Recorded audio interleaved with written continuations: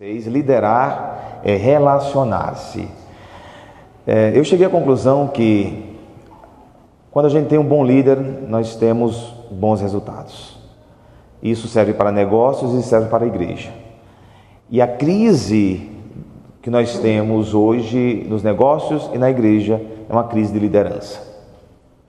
Quando você tem um bom líder, as coisas andam. Basta uma pessoa que lidere bem, que você vai ter todo um grupo ali coeso e caminhando, focado no resultado. Por isso que parabenizo a pastoral aqui de Goiânia por criar a escola de líderes, porque esta é a necessidade. Na política, em todos os lugares, vocês percebam como os nossos políticos são líderes estrambelhados, estrambelhados, que vacilam muito. Não são bons líderes, nós não temos bons líderes nem na política. Falta-nos boas referências, pessoas com grande equilíbrio, capazes de liderar e trazer segurança.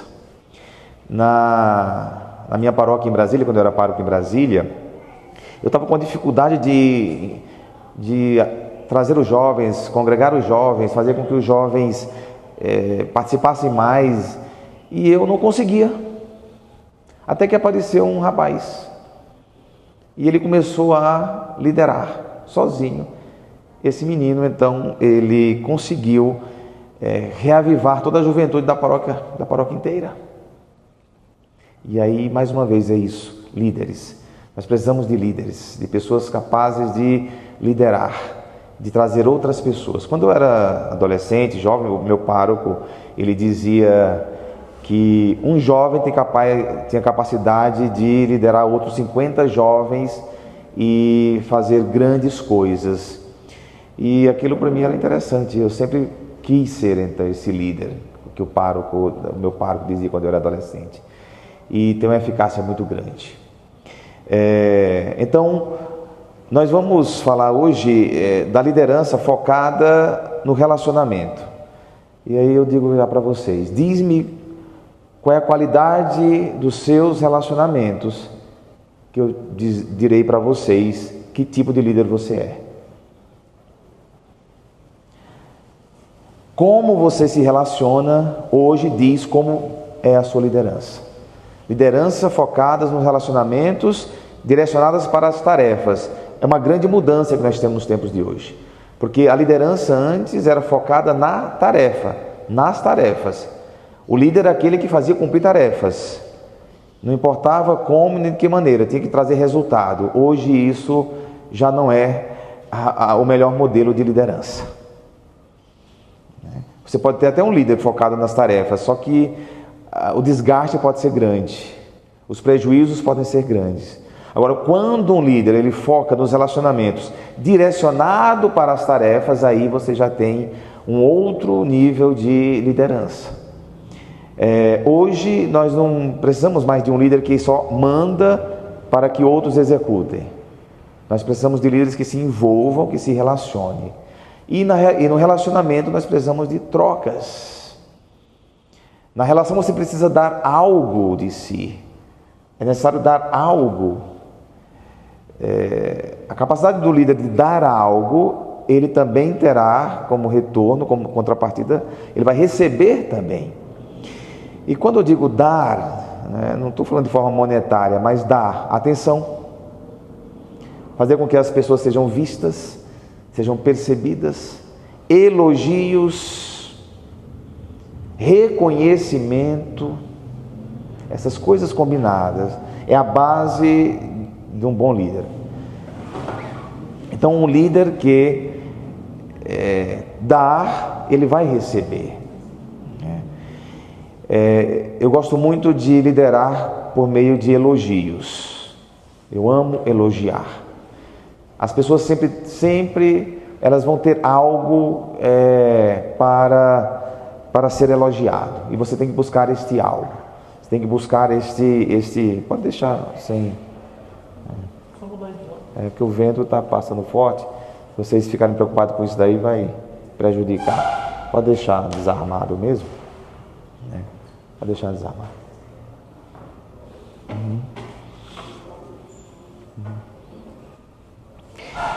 Então, eu gosto muito de liderar e meu primeiro passo é sempre o elogio. As pessoas que estão fazendo algo com você, para você, elas vão ter sempre algo que merecem elogios. O líder, naquele afã de querer fazer o melhor, ele foca muito na crítica, em perceber ele vai sempre perceber aquilo que não saiu bem. Ele foca sempre naquilo que não saiu bem. Não é legal. Não é legal. Sempre focar naquilo que não saiu bem. Porque quando você vai fazer alguma coisa, sempre tem coisas que não saíram bem. E eu percebi que quando você foca naquilo que saiu bem, a tendência é as coisas que não saíram bem, elas serem melhoradas automaticamente. Quando você foca nas coisas que saíram bem, quando você começa a detectar o que foi bom. E evidentemente você pontua aquilo que não foi bom. Você pontua, é diferente. Você muda uma lógica de liderar, né? Então, o líder, ele precisa criar empatia com seus liderados, empatia, inclusive, tendo em vista a vida pessoal dele, os seus dramas, as suas dores, as suas necessidades. Eu amo perguntar como estão os filhos das pessoas que têm filhos. E os pais amam quando alguém pergunta sobre os filhos. Você deu algo para aquela pessoa, você se importou. E quando eu sei que alguém na família, o pai, por exemplo, está enfermo, a primeira coisa que eu pergunto é: e seu pai? Como ele está? Ele estava internado, né? Já está em casa? Gente, isso é tudo. Isso é tudo. E não custa nada. A gratidão que se gera dentro dessa pessoa é impressionante. Ele lembrou do meu pai. Nem as pessoas da minha família têm perguntado sobre o meu pai. E seu filho que estava com febre na semana passada? Eles estão bem? Na casa de vocês eu almocei hoje com Betiere e Marcelo, né? Uma comida feita em casa, caseira, né? Obrigado. E a primeira coisa que eu perguntei: e os meninos? E os meninos, como estão? E o mais velho? E o mais novo? Para os pais isso é tudo. Isso é tudo. E por que não o líder ter esse entrar um pouco também na vida da pessoa? Porque a pessoa não é só a capacidade de fazer coisas. Nós não somos máquinas de fazer coisas. Nós somos seres humanos com nossas dores, com nossas angústias. Nós somos esse ser humano que você está liderando, que você está ali conduzindo. E isso faz toda a diferença para um líder. Então, o líder focado no relacionamento. E depois é óbvio que você vai dar passos com esses liderados, porque vocês criaram uma comunhão, que podemos chamar inclusive de comunhão de almas. Você estabelece uma comunhão de almas ali com as pessoas. Você é capaz de se envolver, também com a vida dela. Nós temos um ditado no meio corporativo que diz: da porta para dentro não traga os problemas de casa. Problemas de casa fica lá. Será? Será que é possível isso? Será que é possível você entrar para dentro do trabalho sem os problemas de casa? Não é possível. Pode trazer sim. Quando o líder ele é afável, ele se traz sim para dentro da empresa, traz sim para dentro do grupo. Tem algo seu que entra também ali junto. Tudo é força, tudo é energia, precisa ser canalizado também. Precisa ser canalizado. Na liderança é um pouco de tudo isso. Então, o liderar é relacionar, é nesse nível. A capacidade que eu faço as minhas entregas. Eu tenho um colaborador em Brasília que ele tem uma capacidade incrível de agregar pessoas. E a gente fazia muitas coisas lá, e ele, quando eu queria fazer um grande movimento, em um dia ele reunia várias pessoas, vários voluntários. Ele conseguia reunir vários voluntários. Não era padre, era um leigo, era um jovem, mas eu me perguntava, como é que ele consegue, em poucos dias, reunir tantos voluntários para a gente fazer uma ação? Porque ele entregava muito na relação. Ele era um líder nato que entregava muito na relação. E na hora que ele precisava, ele tinha as pessoas. Ele tinha ali as pessoas sem ganhar nada, para serem voluntárias. Mas elas tinham algo com ele, elas tinham uma gratidão, elas tinham algo ali de afinidade, que a gente fazia grandes eventos. A gente fazia lá uma grande ação chamada Partilha Brasília, que era um evento com várias ações numa paróquia, sempre de periferia, para os pobres. Mas nós tínhamos médicos, enfermeiros, nós tínhamos psicólogos, nós tínhamos caminhões do Senac, nós tínhamos uma série de coisas, e ele conseguia trazer esse povo todo, né? Então, quando eu penso no meu ser líder, focado na relação, eu alcanço as tarefas e o objetivo que eu preciso alcançar. Isso serve para os negócios também, para a empresa também, não é só para a igreja. Igreja, evidentemente, porque na igreja você não dá salário para ninguém. Quando você conduz um grupo, você não está pagando ninguém ali. O padre, eu mesmo, não pago ninguém. Só que as pessoas, elas precisam ganhar. E o que é que eu posso dar para as pessoas que estão comigo? Além da experiência de Deus, além da experiência mística, da Santa Missa, eu dou reconhecimento, eu dou atenção, eu dou disponibilidade, então eu dou uma série de coisas para essas pessoas. Elas são vistas. Uma das coisas que eu gosto muito é que as pessoas sejam vistas. E hoje nós temos uma necessidade de sermos vistos. Por isso que a rede social aí é um grande fenômeno, porque a rede social foi aquele lugar onde a gente pode ser visto. A gente pode ser visto. As pessoas nos veem ali, de alguma maneira. Pode virar doença, pode virar qualquer coisa, mas ela pegou uma coisa que é uma necessidade humana. E quando o padre vê as pessoas, ele olha, ele aprende o nome, ele vê as pessoas, isso é uma grande entrega. Uma grande entrega. No relacionamento também a acolhida é fundamental. Você falou de acolhida, espero ser acolhida nessa pastoral, né? Você falou uma palavra-chave. É outro ponto fundamental, acolhida. Gente, vocês têm que entender que quando nós chegamos num lugar desconhecido, é meio desconcertante. Você fica meio... Se não chega alguém ali para te acolher e te colocar dentro, ela pode não voltar mais. Então, ser um expert em acolhida, em valorizar aquela pessoa, aquela presença que está vindo pela primeira vez, isso acontece em todos os ambientes. Se eu vou para um jogo de futebol, né, Marcelão gosta de um futebol igual eu, bater uma bolinha também eu gosto, mas se eu vou para um time desconhecido, eu chego ali, não sei se vão me escolher, não sei se... Eu aprendi uns toques de bola assim, meio... pouquinho, mas eu fazia bem feitinho, sabe?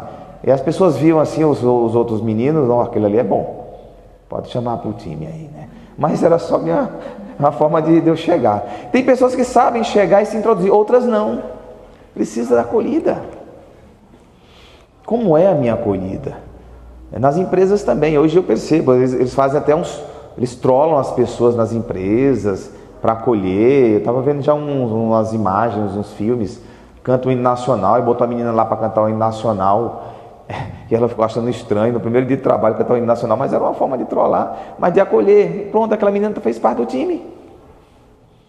O que é que eu estou fazendo nos meus grupos para acolher bem as pessoas? Ou simplesmente ela chega e eu já acho que já está ali, já está bom demais. Não, gente, aquela pessoa ela está meio deslocada. Ela não vou voltar no próximo encontro, porque senti assim meio... Eu digo que quando chega uma pessoa nova, aquela pessoa tem que ser o centro. Ela tem que ser acolhida e dedicar um pouco mais de tempo para aquelas pessoas. Porque os outros do grupo, eles têm seus códigos. Nós criamos códigos nos grupos. A tal da panelinha, no fundo são códigos que a gente cria e a gente tem uma comunicação fácil. A gente basta olhar, já está brincando, já está... Só que o outro está fora dos códigos. Ele fica excluído. Porque vocês estão brincando lá, o grupo está brincando e ele fica boiando. Não é legal. Ele tem que chegar e ter uma acolhida. Então, relacionamento que entrega, sempre muito na empatia, no encontro, e relacionamento que acolhe, né? A base que é a acolhida, né? Evidentemente que nós precisamos ter empatia com todas as pessoas, tem que ser algo natural nosso, não é só funcional, porque eu quero ser um bom líder, não. Você tem que ser uma pessoa boa de relacionamento com pessoas que talvez não vá dar nada para você, como a pessoa que faz o cafezinho, a pessoa que limpa, ou aquele que está limpando as ruas. As pessoas, eu preciso também estabelecer bons relacionamentos com todas as pessoas.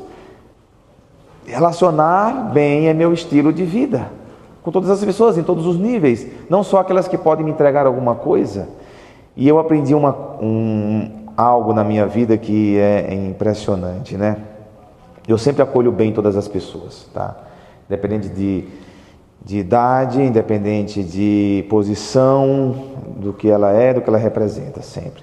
E eu já tive, assim, grandes coisas que aconteceram comigo por causa disso, né?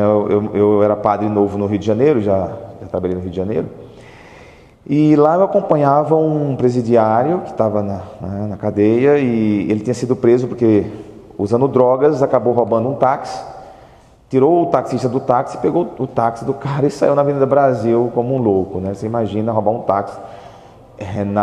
No Rio de Janeiro o táxi é amarelo, né? Ia ser achado logo, né? Os próprios taxistas interceptaram ele e levaram a polícia, quase mataram ele, mas o policial quis poupar a vida dele, enfim. E ele era membro da minha paróquia. Eu comecei a visitá-lo na cadeia. Bem, num dia eu estava na igreja, terminando a missa, para começar outra, e veio um senhor, disse: padre, eu vim aqui, eu sou vendedor, e vim vender tinta para o senhor. Eu falei: nossa, interessante. E sobretudo vendedor, eu gosto muito de acolher bem os vendedores, como eu valorizo muito a venda, eu gosto de vendedor, né? Então, olha, aí eu fiz uma boa acolhida, abracei, eu disse: nesse momento eu vou começar uma outra missa, mas vá amanhã na escola que eu vou estar lá, eu vou lhe atender. Eu nem pensava em comprar tinta, não precisava nem de tinta, mas eu precisava deixar ele falar, né? Acolhê-lo, ver o produto dele. E aí ele foi, e eu vi o catálogo, as condições. Olha, eu disse: no momento eu não preciso comprar tinta, mas no dia que eu precisar, já tenho o seu cartão, né? Muito obrigado por você ter vindo aqui, pela gentileza, tudo bem.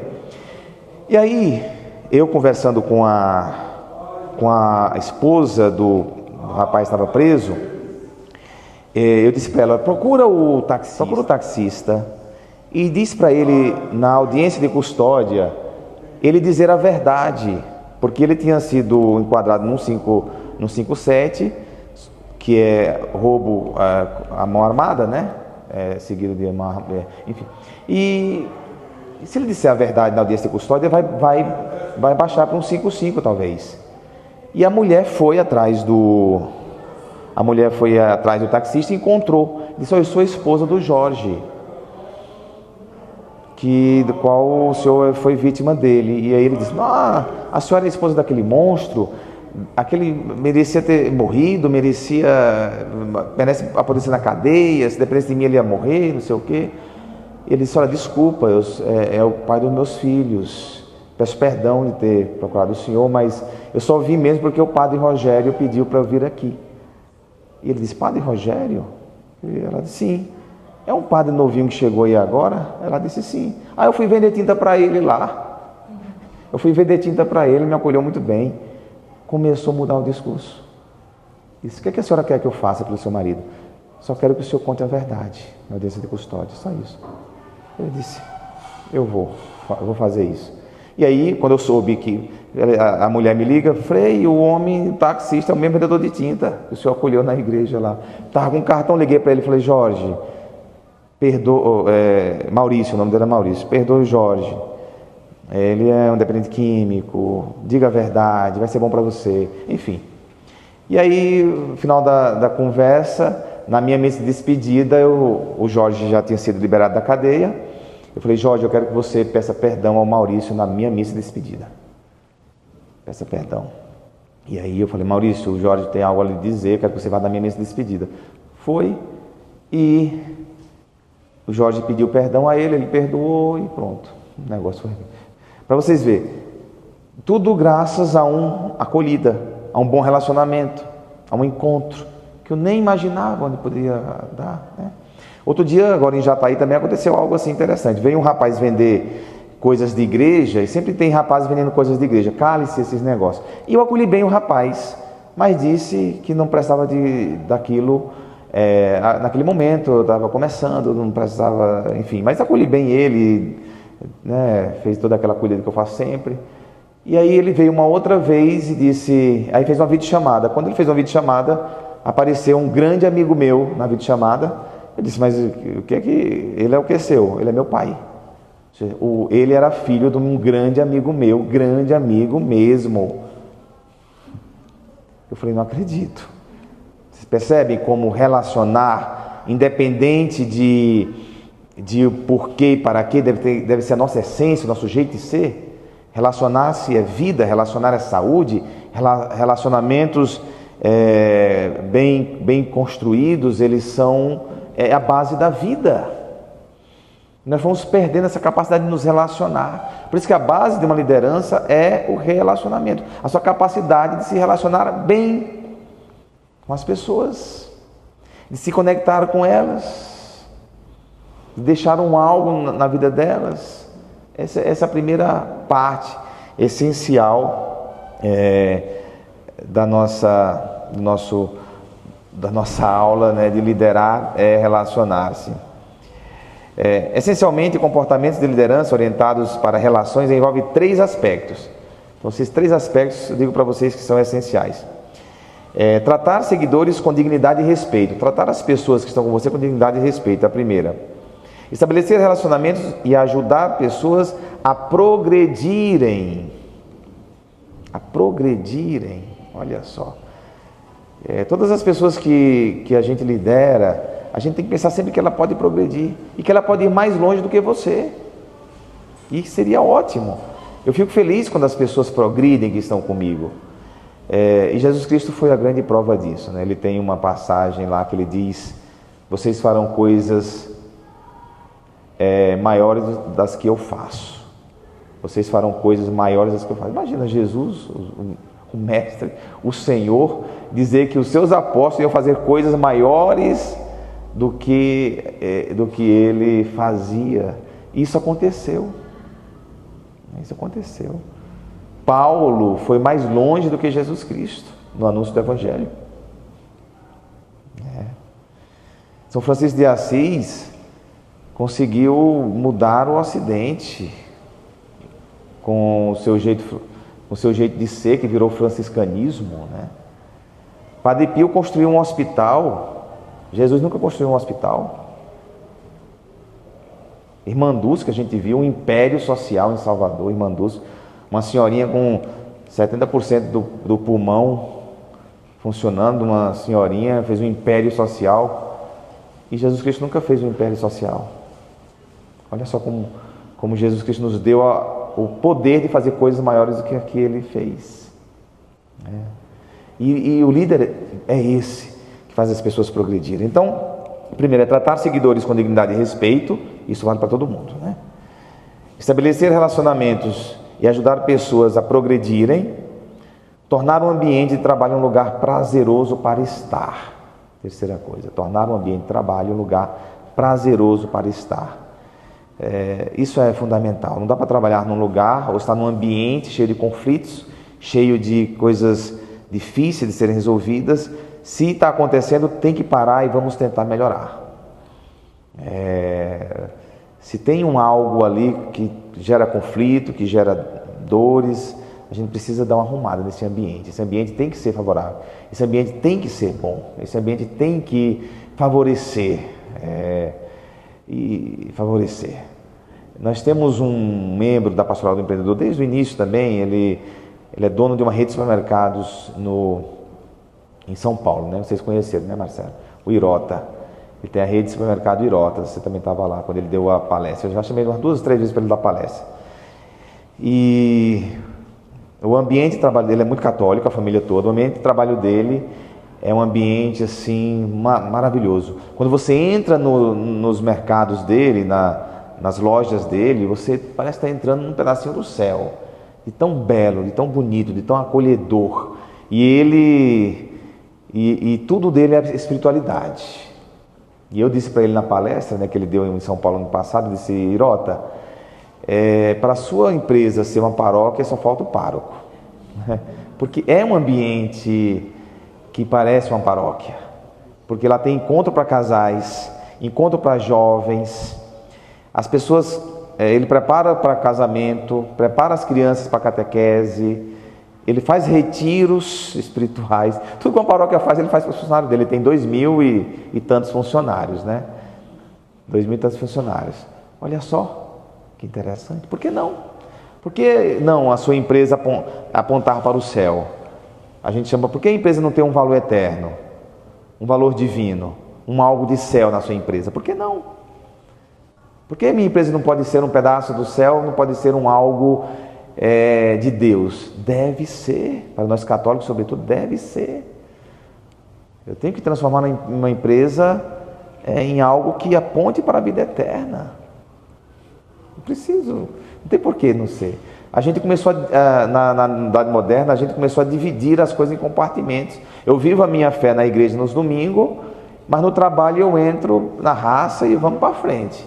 Depois eu volto para Deus de novo. Durante a semana eu empacoto Deus. Não, a minha empresa é um lugar de Deus. Eu me lembro que quando eu sempre conto isso, né, porque foi um fato extraordinário, quando eu era pároco em Salvador, onde nós fundamos a Pastoral do Empreendedor, eu fui de férias na minha cidade. E na minha cidade, o meu primo era gerente de uma loja que fazia parte de uma rede de lojas de imóveis.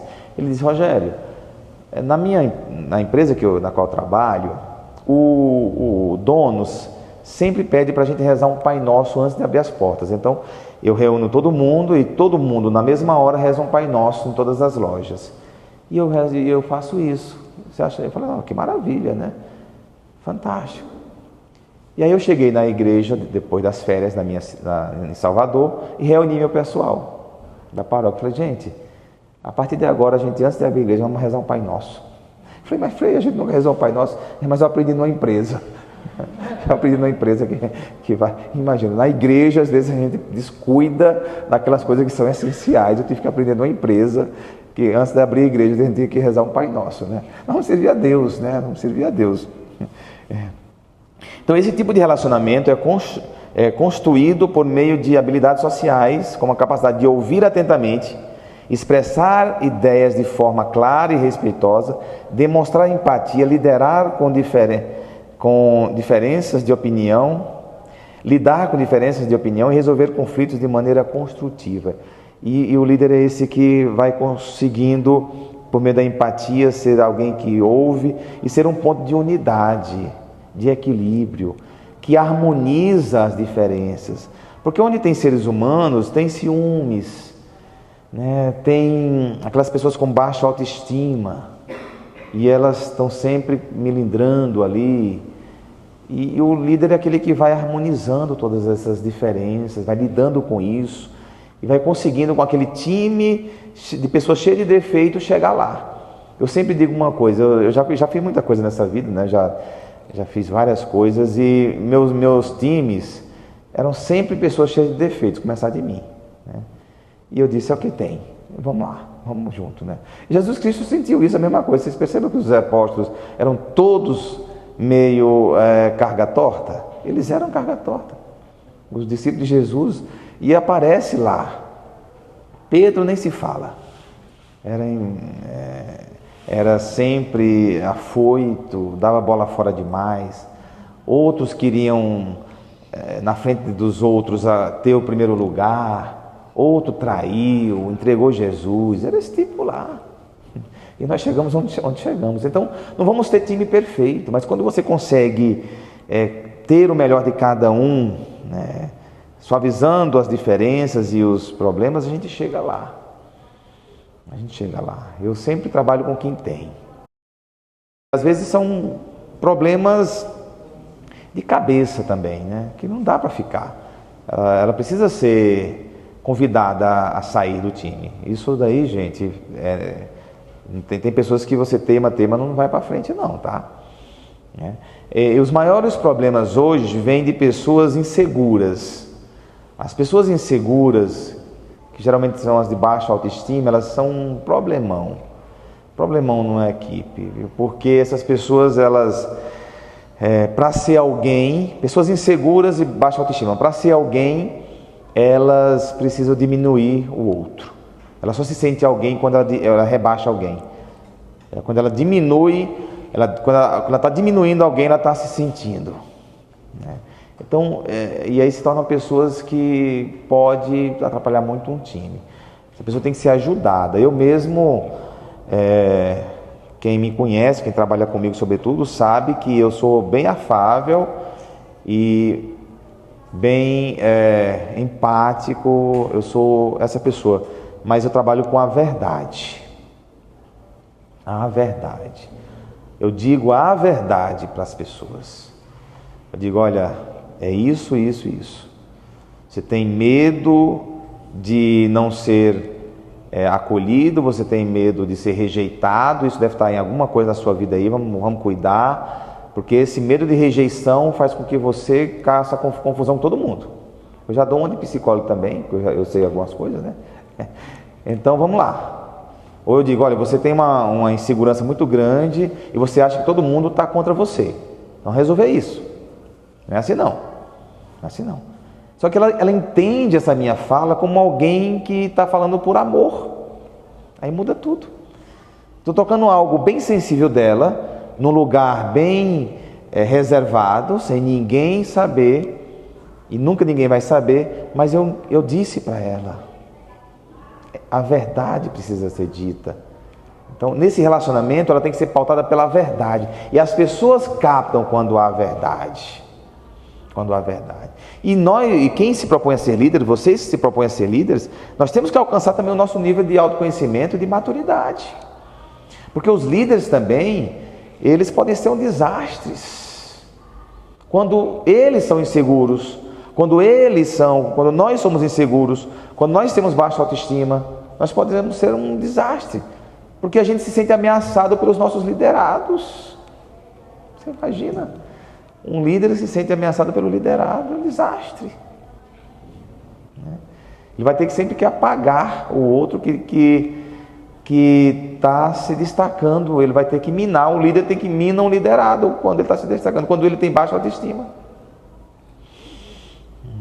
Então a gente precisa se conhecer. A gente precisa também fazer um processo de autoconhecimento. Inclusive é o meu próximo livro, tá? Eu já terminei. É um livro de autoconhecimento profundo. Não é negócio de autoajuda apenas, não. Mas eu escrevi um livro, terminei agora, chamado A Missão é Você. Um amigo que já leu disse, olha, foi best-seller. Vai ser A Missão é Você. A gente tem que se curar. A gente tem que se curar. Para a gente liderar, a gente tem que se curar. A gente tem que se trabalhar. Gente, eu faço terapia, quantos anos? 7 anos. Fiz um período de 2, 3 anos. Já estou num período de uns 3 anos agora. Eu preciso. E esse processo de autoconhecimento só se dá de frente a outra pessoa ou a outras pessoas. Não há processo de autoconhecimento do eu sozinho. Não há. Você não vai se autoconhecer só você com você. Vai ser desastre ao quadrado. Você piorado 2 vezes. O processo de autoconhecimento é quando você estabelece um caminho com a outra pessoa, que é o terapeuta, uma direção espiritual, ou um amigo, e a família. Levar a sério o que a família diz sobre você. Para mim, a maior terapia de autoconhecimento se dá dentro de casa. Considere o que as pessoas da sua casa dizem sobre você. O que eles dizem sobre você é algo que você precisa olhar. Porque eles não estão falando por acaso, não. Porque eles convivem com você. Convivem com você.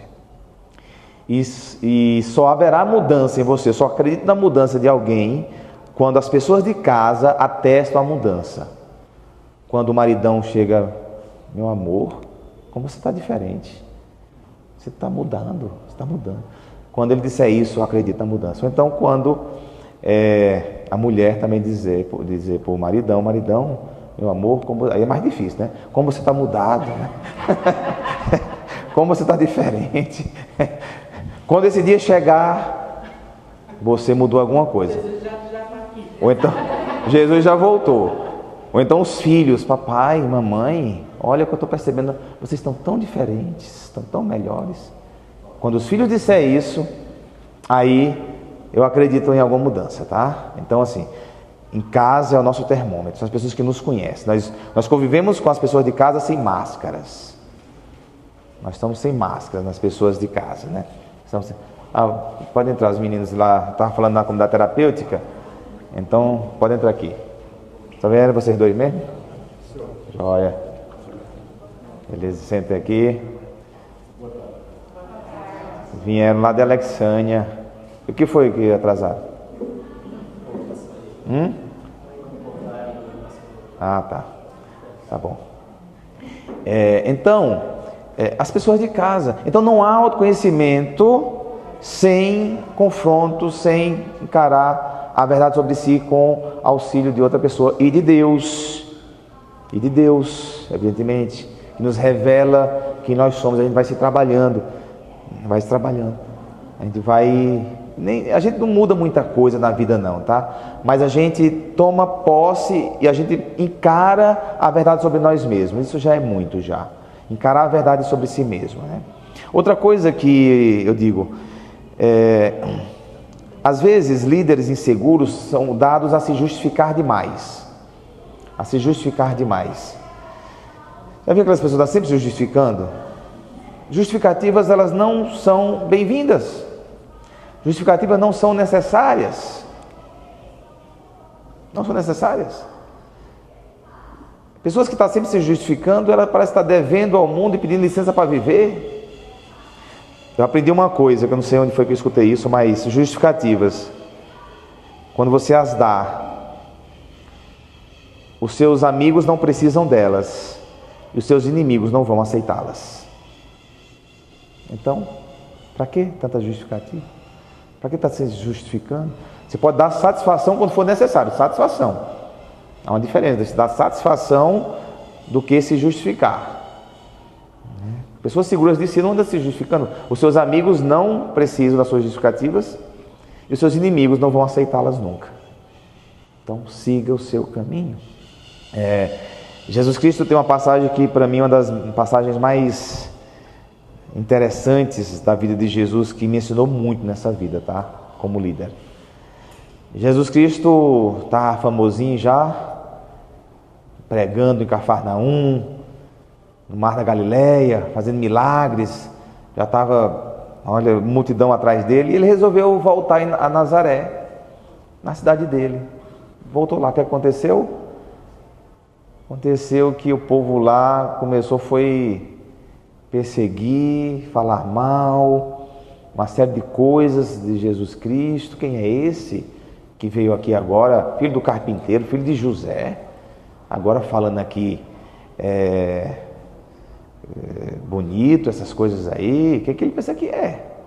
Pegaram Jesus, uma multidão de Nazaré, pegaram Jesus, levaram para um precipício para jogá-lo. Foi o primeiro risco de morte de Jesus, foi esse dia. Às vezes a gente não presta atenção, mas pegaram Jesus para jogar ele de cima de um precipício, o povo da sua cidade. E aí diz o Evangelho, se vocês pegarem lá, e Jesus passou no meio deles e seguiu o seu caminho. Para mim isso é o grande ensinamento. Passou no meio deles e seguiu o seu caminho. Não ficou teimando. Se Jesus Cristo ficasse teimando, justificando com o povo dele, brigando, trocando acusações ou rebatendo as críticas, até hoje Jesus estava lá e nós não estávamos aqui.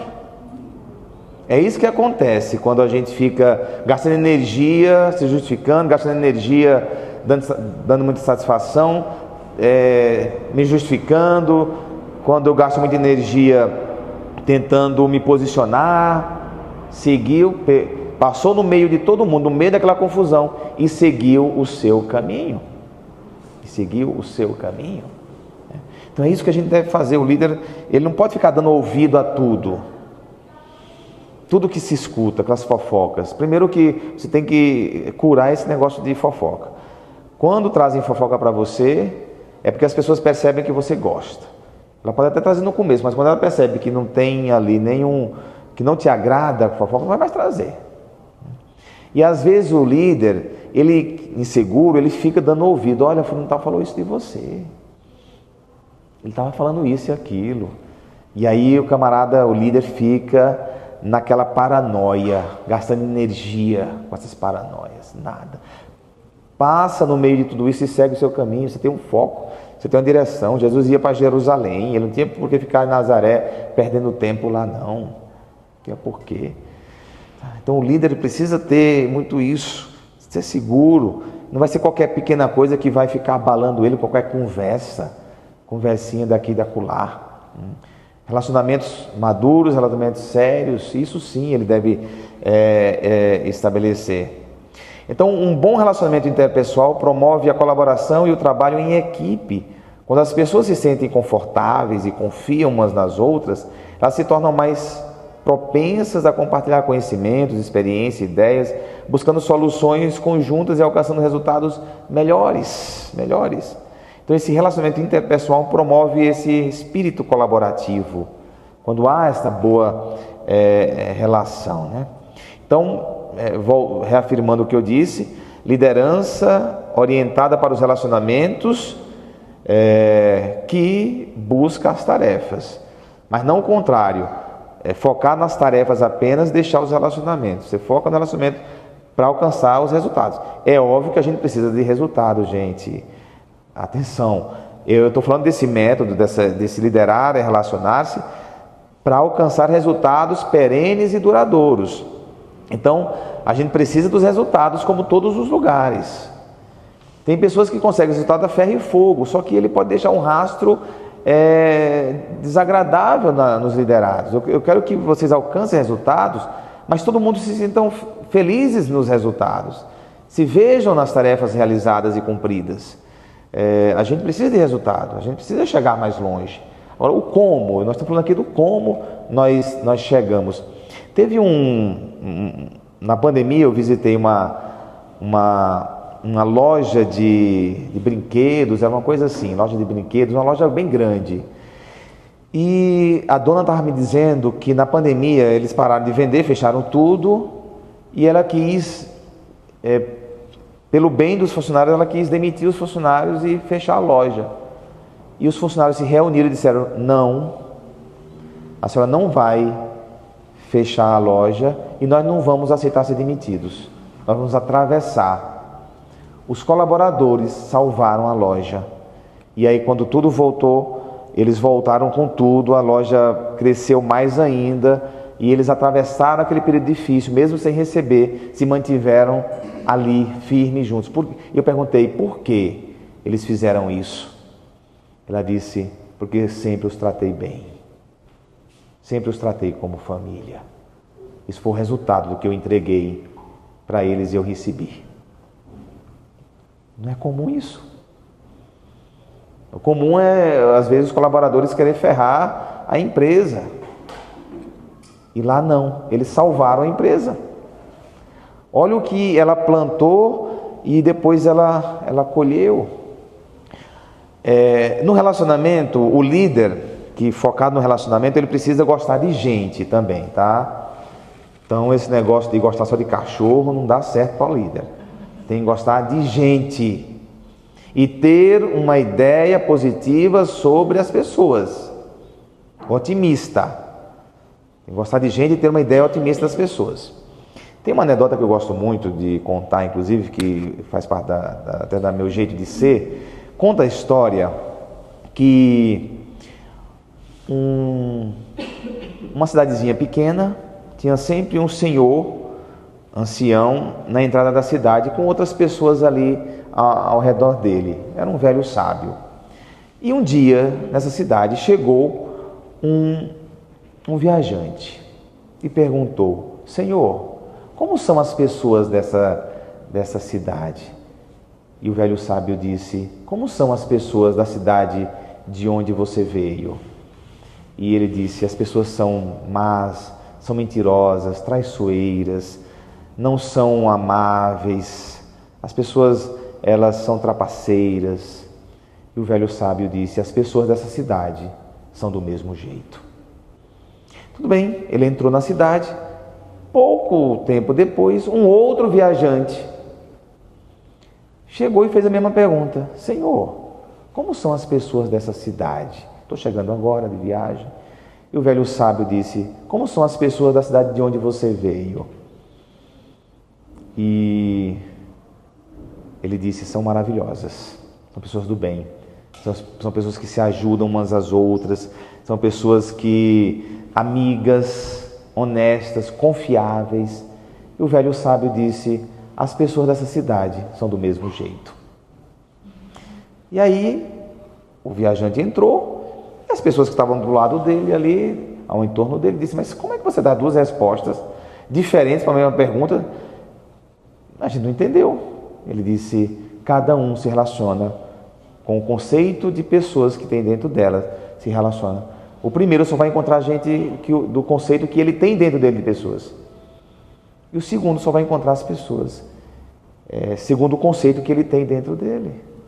É assim a vida. Se a gente quer se relacionar bem com as pessoas, purifique o seu conceito de gente. Purifique o seu conceito de pessoas. Eu já morei em muitas cidades, tá? Inclusive eu fiz uma matemática outro dia, Marcelo é contador, não sei se vai entender essa minha matemática, mas eu somei todos os anos dos lugares que eu morei. Eu fui somando 3 anos aqui, 5 anos acolá, 9, 10, 3, 4 naquela cidade, deu mais do que minha idade. Eu parei de contar. Parei de contar, deu mais do que minha idade, né? E aí, mas para dizer que por onde eu passei, graças a Deus, eu comprovei que o meu conceito de pessoas é um conceito maravilhoso. Em todos os lugares eu só encontrei pessoas boas. Em todos os lugares que eu passei, eu encontrei sempre os melhores. E que eu volto e amo voltar, como eu voltei em Salvador agora e reencontrei todo mundo com alegria. Não tenho... obrigado. Tomar minha água aqui.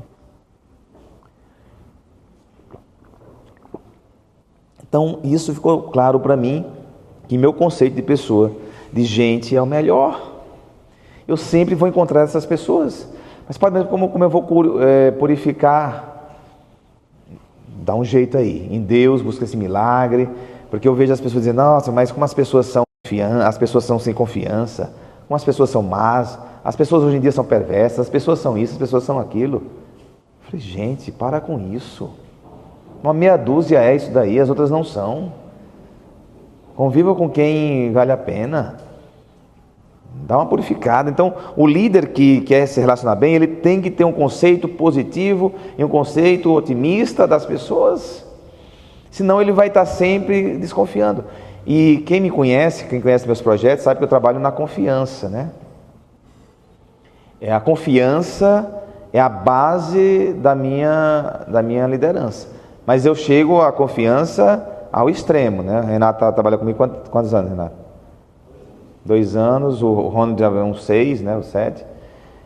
E eles trabalham comigo, os dois, tanto o Renato como o Ronald, eu os ajudei na caminhada, eles trabalham comigo. É confiança total, né? Confiança total. Eu chego ao ponto de, eu digo, eu confio minha vida a vocês.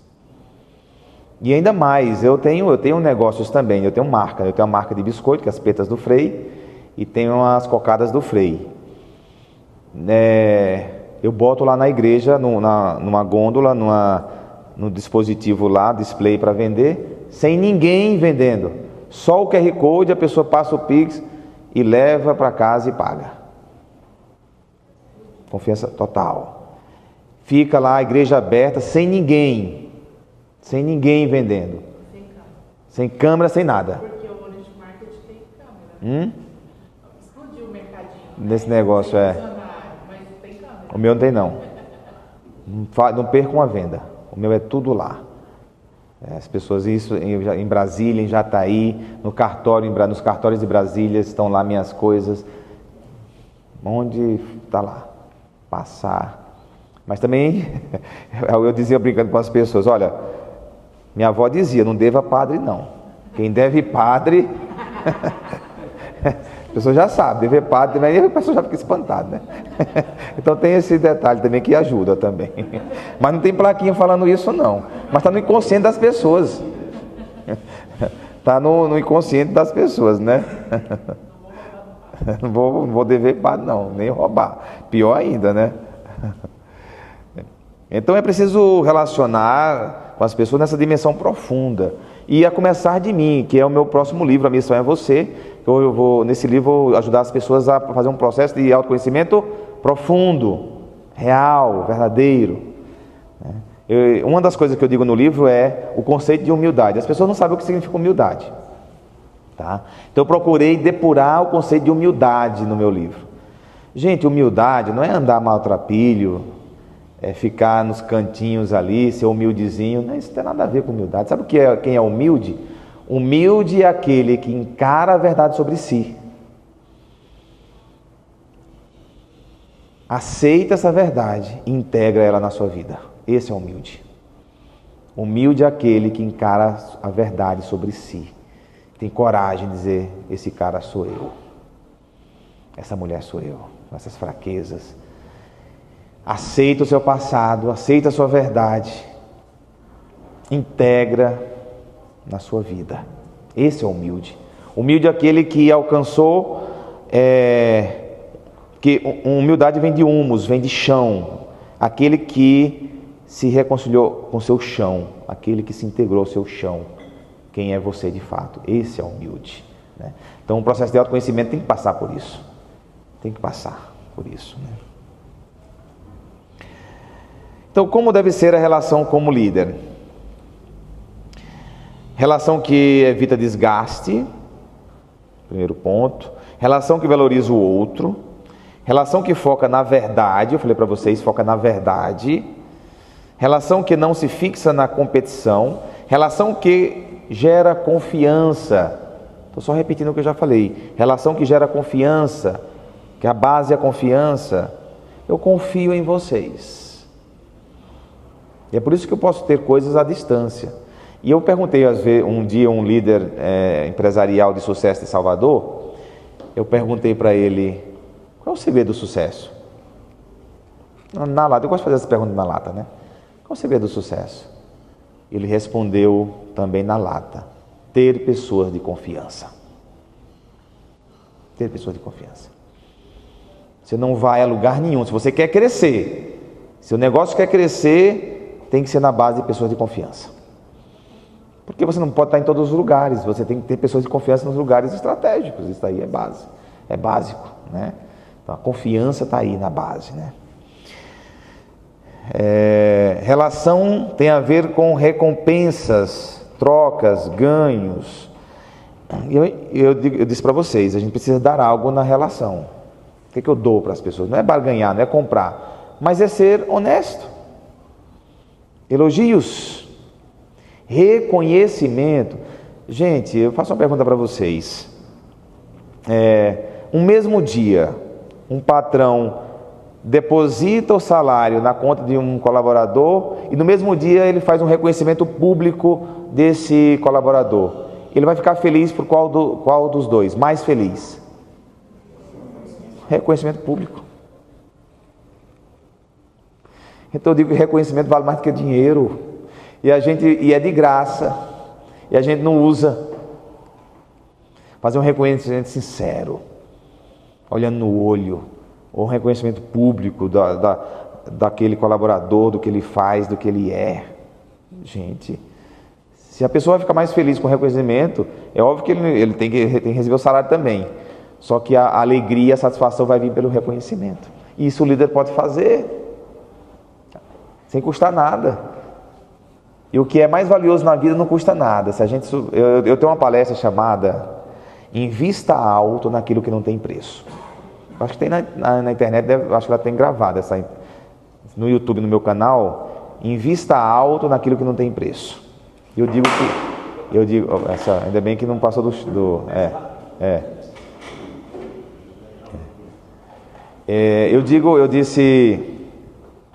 eu digo lá nessa palestra que aquilo que não tem preço, aquilo que não se mensura com dinheiro, é isso que faz a diferença na vida.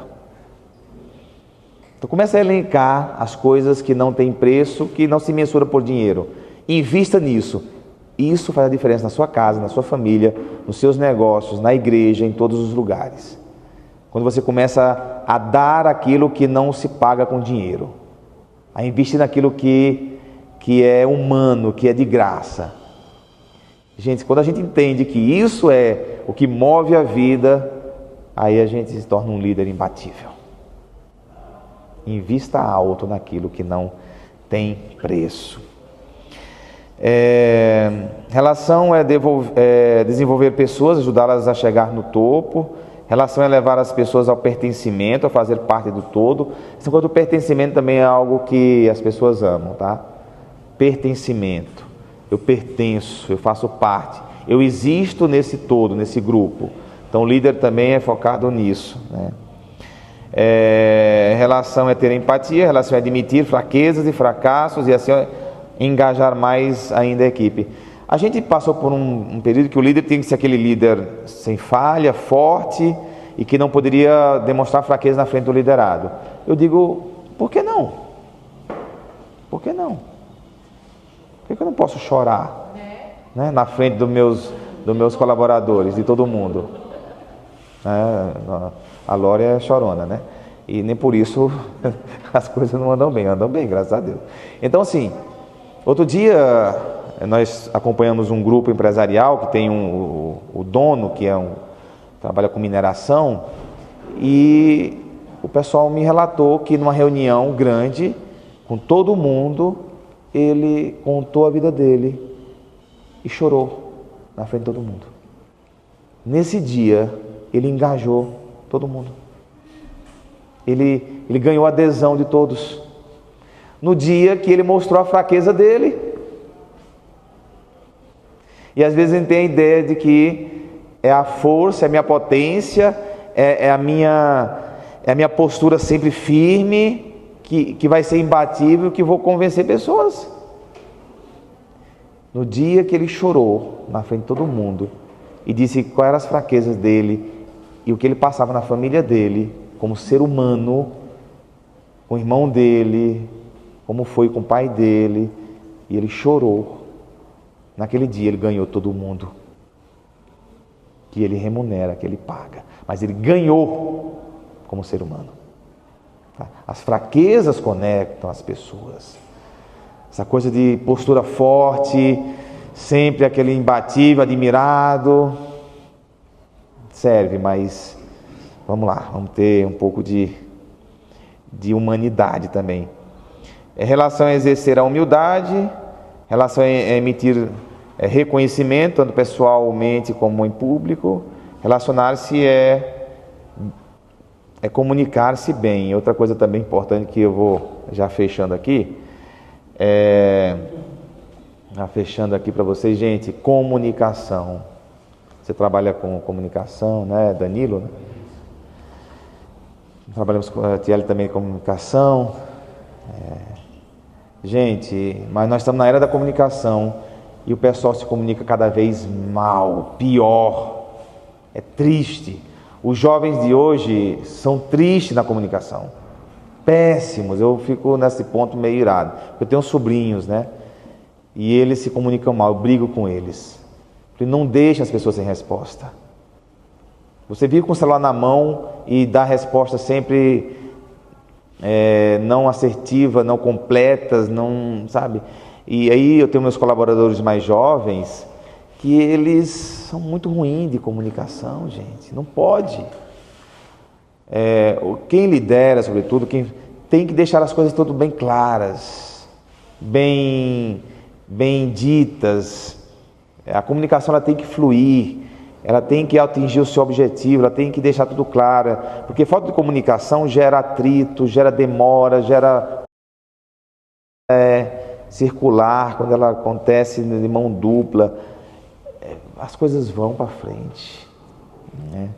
Vão para frente. Então, saber o que eu preciso comunicar, deixar claro, avisar, dizer. Então, o líder, ele tem que ser o primeiro a se comunicar bem. Deixar as coisas avisadas, deixar as coisas ditas, deixar as coisas esclarecidas, dizer, usar o grupo do WhatsApp para deixar as coisas bem informadas. As pessoas, todo mundo saber de tudo, porque você pode excluir pessoas quando deixa alguém fora da comunicação. Você comunicou a uns, mas não comunicou a outros. A comunicação tem que chegar para todo mundo. A informação é democrática, ela tem que chegar para todo mundo. Informação é uma forma de pertencimento. Quando eu sei das coisas, quando eu informo as coisas, eu empodero as pessoas. Quando eu comunico as coisas, eu empodero as pessoas. Então, o líder tem que ser um exímio comunicador. Usar o WhatsApp, usar outros meios, usar tudo. Quem me conhece na paróquia sabe que eu estou sempre comunicando e todo mundo está sabendo as coisas e de vários meios. Estava falando com o Danilo antes ali que para você conseguir um objetivo, uma boa comunicação, não basta você investir em uma coisa só. Comunicação, ou alcançar um objetivo, é um conjunto de várias coisinhas pequenas que formam um todo. Então eu me preocupo desde a mensagem no WhatsApp, a postagem no Instagram, o aviso na missa, o boca a boca, como eu envolvo as pessoas, mas o mural da igreja, de várias pequenas coisas de comunicação para atingir o todo, para atingir o objetivo. Isso também no marketing é assim. Não é que eu vou investir numa coisa e esperar um resultado. São várias coisas. Para você posicionar uma marca, para você posicionar uma empresa, faça um plano estratégico, mas com muitas coisinhas ali. Desde a fachada, da comunicação com a família, do envolvimento dos colaboradores,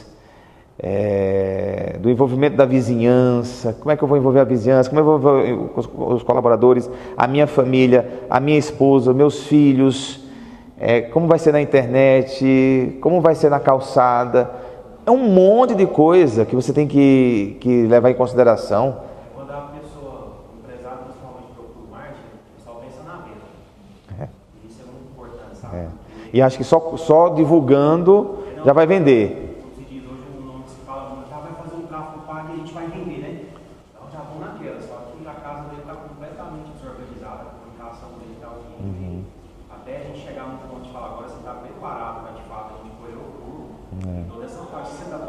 E marketing não é divulgação.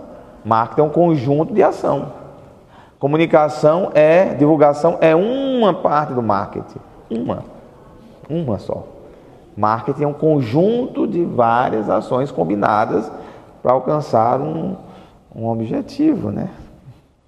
Então eu digo mais uma vez, diz-me qual é a qualidade dos teus relacionamentos, que te direi que tipo de líder tu és.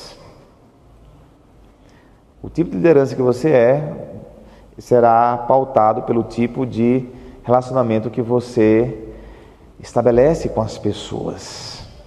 Tem pessoas que são conflitivas, tem pessoas que estão sempre criando atritos. Não vai ser um bom líder hoje em dia. E hoje em dia, que são muitas possibilidades, ninguém está preocupado em perder o emprego não, tá, gente? Hoje em dia está sobrando vaga aí. Esse negócio que tem 7 milhões de desempregados, não sei onde estão não. Eu sei que um monte de empresa precisando de gente para trabalhar. Essa é a verdade. Mão de obra. Eu estava em Rio Verde, Jataí é um lugar que falta mão de obra. O prefeito me disse lá de Jataí, disse, Frei, hoje, se vier 1.500 pessoas aqui em Jataí, são contratadas 1.500 pessoas. Imagina uma cidade pequena. Rio Verde, eu fui num restaurante muito bacana, um restaurante bonitão, que desse até o dono é um ex-jogador de futebol, desse que eu acompanho aí do Goiás aqui, né? E depois ele veio, chegou lá, E eu falei, cara, parabéns pelo seu restaurante, que bonito, olha, parabéns, espaço bonito, amplo, é agradável ficar aqui. À noite deve ser uma maravilha vir para cá. Eles freiam, não abre à noite. Eu falei, por quê? Não tenho mão de obra. O cara não abre aquele restaurante fantástico, que eu disse aqui, ele foi feito para a noite. Eu só consigo abrir para o almoço, porque eu não tenho gente para trabalhar à noite. Você imagina um empreendimento que para, porque não tem gente para trabalhar. Isso é Brasil. Isso é Brasil. Eu sou professora universitária, o aluno que faz o mínimo é o que está destacando o outro.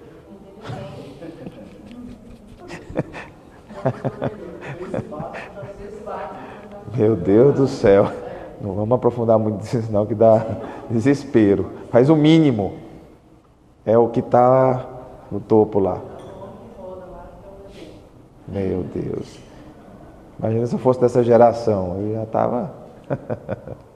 Gente, é o seguinte, é isso. Eu abro para perguntas agora. Eu gosto muito de escutar uma pergunta ou um comentário. Faz sentido, ou algo foi importante, ou pode ampliar algo mais, enfim. Um defeito que já me disseram que é um defeito, né? Que cada livro que eu escrevo é um tema diferente. Eu vou fazer o quê? Vem as coisas diferentes, eu escrevo diferente, né? Então, mas acho que no começo do ano que vem eu devo já lançar, né, esse livro. E eu trouxe esse daqui, que ele foi estar na 4ª edição. O Ser de Deus é Rentável, o Poder da Fé na Vida do Empreendedor. E ele está bem baratinho, está R$ 29,90, ele é mais barato que o outro. É porque o outro o Emagreça Rezando ele tem um marca-página que custa R$10, né? Ele é R$ 39,90, porque o marca-página é oração para a pessoa emagrecer, né? Então, está aqui, O Poder da Fé na Vida do Empreendedor. Esse livro é muito inspirador, esse livro aqui, eu gosto. Eu tenho alguns exemplares ali, quem quiser pode levar também. E tenho algumas coisas aí das minhas intuições. É porque eu sou bastante criticada por eu confiar muito nas pessoas. E aí, tudo que o senhor falou, eu sou muito parecida assim de ter. O senhor algum dia, que o senhor confia, alguém que passou algum perigo, teve alguma coisa que o senhor realmente teve medo de ter confiado numa pessoa, que é uma pessoa, vamos dizer, como o senhor falou, né, que gosta de trabalhar na casa dos seus colaboradores, são pessoas que o senhor cuidou delas. Alguma dessas pessoas já deixou o senhor com medo algum dia? Ou... Nesse meu universo que eu trabalho com dependentes químicos, também ex-presidiários, aí sim é um pouco mais... Já aconteceu não muitas vezes, mas alguma vez de eu ficar um pouco em alerta, mas mesmo assim eu nunca deixei de confiar. Eu acho assim, alguma coisa pode acontecer, mas eu prefiro viver na confiança, entendeu? Eu prefiro viver na confiança, eu prefiro confiar, eu prefiro estabelecer essa relação de confiança, porque essa desconfiança, ela gera ela não cria vínculo. As pessoas sentem quando você não confia. Eu já confiei, pessoas já traíram minha confiança e faz parte. Sai mais barato, tá? Às vezes eu digo que é mais barato você pagar o ladrão do que você querer pagar uma estrutura para combater o ladrão, tá? Eu tenho umas coisas assim meio assim desse tipo, né? Tem coisas que quando eu fui, aconteceu uns furtozinhos lá na paróquia, e aí o pessoal ficou comovido, não sei o que, acabei contratando uma empresa de segurança para pagar, para fazer segurança da paróquia. E aí quando eu fui fazer no ano, quanto custou aquela empresa de segurança, sei quantos mil reais, eu falei, o ladrãozinho só roubou só um filtro, roubou o meu projetor, não chega nem perto disso daqui. Eu falei, tira a empresa de segurança, vou pagar o ladrão que é mais barato. É conta. Matemática. Isso aí, eu finalizei uma empresa, a empresa chegou a 40 funcionários, aí com 2 eu tive problemas. Bem na época eu fiquei muito decepcionado pela atitude delas, né? Que eu sempre gostei dessa liderança, né, de relacionar e tal, sempre gostei de conhecer as pessoas, tive essa decepção. princípio elas foram na justiça contra, mas na época, quando elas de fato entraram, eu me decepcionei. Mas eu acho que aqui se faz é que se paga, né? Depois que eu fui na justiça de fato, para poder reaver a realidade, a juíza chegou a pagar o saldo para essas duas operadoras lá, sabe? Deixando claro que elas estavam agindo na maldade contra a empresa. Então, às vezes a gente se decepciona muito ali, tenta fazer o certo, mas Deus é justo quando a gente está fazendo aquilo que é correto. E como resgatar essa confiança, Padre? Porque, assim, uma coisa é um ladrãozinho que vai lá esporadicamente, outra coisa é funcionário, que às vezes cria ganho dentro da sua empresa, né? Quando se trata assim de empresas, evidentemente que é necessário ter alguns cuidados, né, alguns recursos. Aí é evidente, câmeras, alguns processos que ajudam isso aí, até pela o bem-estar de todos, que existem os processos. Eu falo assim, mas é necessário ter esses processos. Esse é menino. Ah, tá. Então, assim, sim, alguns processos. Agora, assim, resgatar a confiança. Para mim, quem traiu a confiança, ele é que tem que resgatar a dignidade dela. Ele é que traiu. Entendeu? Ele que precisa se ver. Eu não preciso ver nada. Eu vou continuar na minha postura de confiar. Eu vou continuar repito, numa empresa, sobretudo em empresa de alimentação, de roupas, confecção. Aí tem que ter processos, até assim, para que as pessoas que estão ali, elas se sintam seguras que existem processos, que existe até para ela trabalhar com mais segurança, as pessoas sérias, para não ter motivo para desconfiar delas, tá? Então é necessário sim ter os cuidados, sim. E às vezes até o próprio empresário está funcionário, né? Porque, por exemplo, às vezes a gente acha que a pessoa é muito boa, deixa ela se auto-prejudicar, não cobrando, não tendo transparência das coisas. Pedindo transparência. No momento que a pessoa vai se corrompendo pelo fato de a gente não ter cobrado certas coisas. Exatamente. Critérios precisa. Eu queria fazer achei muito interessante o que o senhor falou, mas principalmente a parte da comunicação, né? Que nós não estamos nos comunicando bem. Agora, com esse advento da IA, né? Da inteligência artificial, a gente vai ter que aprender a se comunicar. E tão engraçado, porque isso era para funcionar muito bem no ser humano, né? E aí a gente vai aprender a comunicar melhor, porque se você não souber dar os comandos, uma máquina não vai entender o que você vai fazer. Perfeito. Mas essa relação, né, com uma máquina, com nada, vai exigir que a gente aprenda a se comunicar. Bem lembrado. Um professor meu de filosofia, quando eu fazia filosofia, ele dizia: as perguntas são mais importantes do que as respostas. E agora, quando a gente está usando, eu uso mais esse chat GPT, né? As perguntas são bem feitas, elas são muito fundamentais. Escrever o enunciado, escrever ali a sua, como é que eles chamam? O prompt, né? Fazer o prompt do que você quer dizer, ali você tem uma melhor resposta. Mas as perguntas são mais importantes do que as respostas. E com a inteligência artificial isso está mais do que provado. Saber perguntar, saber formular a questão. E quem não tem nada na cabeça também não vai fazer nada interessante. O professor também dizia, outro professor dizia assim: olha, eu valorizo quem pergunta em sala de aula, porque quem pergunta é porque já sabe alguma coisa. Pode ver, só faz pergunta quem sabe alguma coisa. Então ele já identificava que quem faz pergunta é inteligente.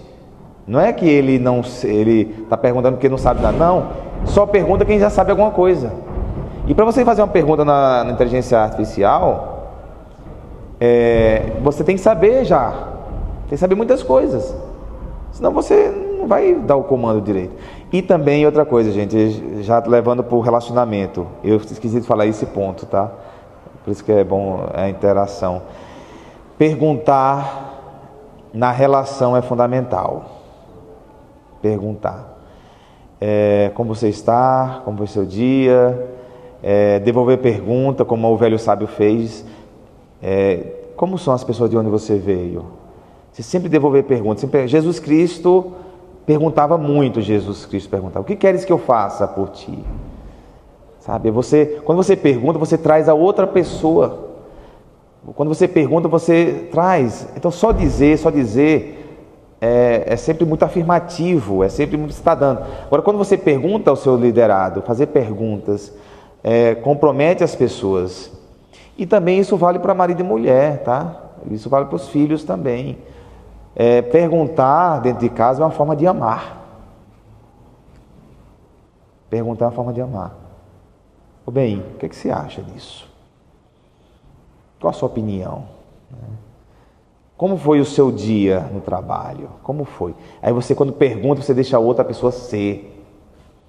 Você faz com que a outra pessoa se desvele. Você faz com que a outra pessoa se abra. A pergunta faz com que a pessoa se abra. Ela fala. Ela existe. Gente, fazer pergunta, quando a gente aprende a fazer pergunta. Pena que a gente vai podando as crianças. As crianças têm uma fase de fazer pergunta, né? E a gente diz: para de fazer pergunta, menino. Se os pais já não conseguem mais responder, briga com o menino para de fazer pergunta, né? Só que a gente não pode parar de fazer pergunta nunca. Perguntar é uma forma de amar. Perguntar é uma forma de deixar o outro ser quem ele é. Ele falar. O que você sentiu depois disso? Como você está se sentindo? Em casa, os filhos. Como foi na escola? Como foi essa experiência? Deixar o filho falar, né? Isso é a forma de amar. Então faz parte. As perguntas são mais importantes do que as respostas.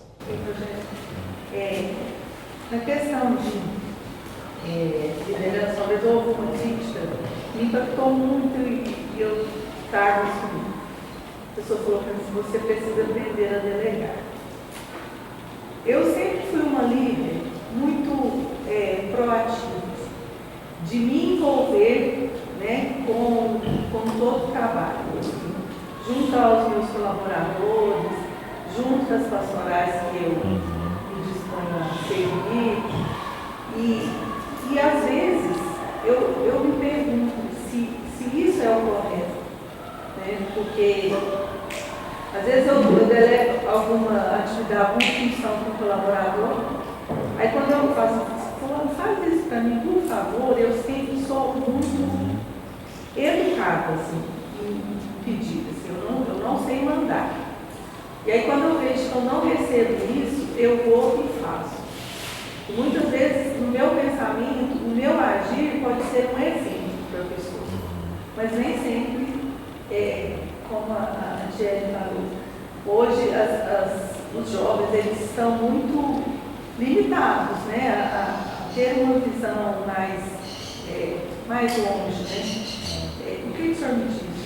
Essa é uma boa questão. Delegar, se você tem colaboradores, é para que sejam delegados, sejam chamados em causa. Então, quando a gente delega, a gente também precisa dizer exatamente o que você espera dele. Essa é a parte mais difícil do líder. É você descrever o que você espera do que ele faça. Às vezes o que a gente quer está na nossa cabeça, vai entrar na cabeça dele. E às vezes ele não faz bem o que a gente gostaria, porque a gente também não teve o tempo de explicar como seria, além junto com a limitação do outro. Eu acho que se o líder ele faz tudo, ele acaba se envolvendo com tudo, eu acho que precisa um pouco melhorar isso aí, porque os resultados às vezes podem ser também aquém, tá? Aquém. Aproveitando o gancho, Marcelo, que você está falando da pastoral, o senhor falou muito sobre a questão de saber falar aquilo que está aqui na nossa cabeça e saber fazer as perguntas de forma correta. Eu enxergo que o objetivo, a pessoa saber também o objetivo, estar com o objetivo alinhado, é importante para que a gente tenha assertividade.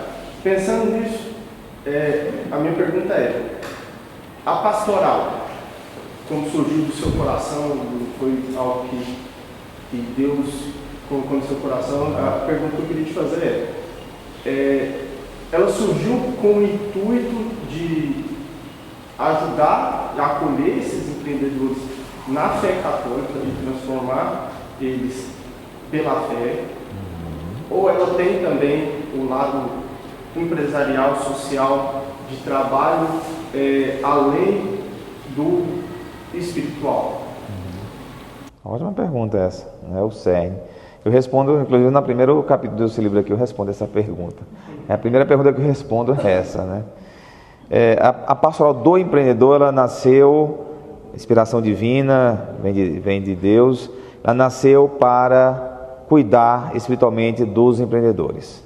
Ela nasceu para criar um ambiente, um espaço onde o empreendedor possa viver a sua fé como empreendedor, se alimentar e viver a sua vida de família, a sua vida da empresa como um fiel empreendedor que confia em Deus e crê que Deus está com ele. A pastoral surgiu para isso. É uma pastoral de acolhida, é uma pastoral de acompanhamento, tanto que o nome pastoral do empreendedor, que a gente cuida da pessoa do empreendedor, não da empresa do empreendedor. A gente cuida do CPF do empreendedor. A parte social que você falou aí, ela pode vir, mas não é o cerne. Em Salvador, vocês viram lá que lá a pastoral criou uma escola de empreendedorismo para jovens. Construímos um prédio e está lá o prédio, ensina empreendedorismo na periferia. A pastoral fez esse lado social. A gente não tem muito essa coisa de como é diferente do Sebrae. O Sebrae, quando chega numa empresa, ela quer cuidar da saúde da empresa. O consultor Sebrae vai cuidar da saúde da empresa. Me passa as planilhas, me passa o plano de negócio, me passa o fluxo de caixa, me passa isso. A pastoral do empreendedor, quando chegar na sua empresa, vai dizer: como você está? Está aí na igreja? Como é que está a sua família?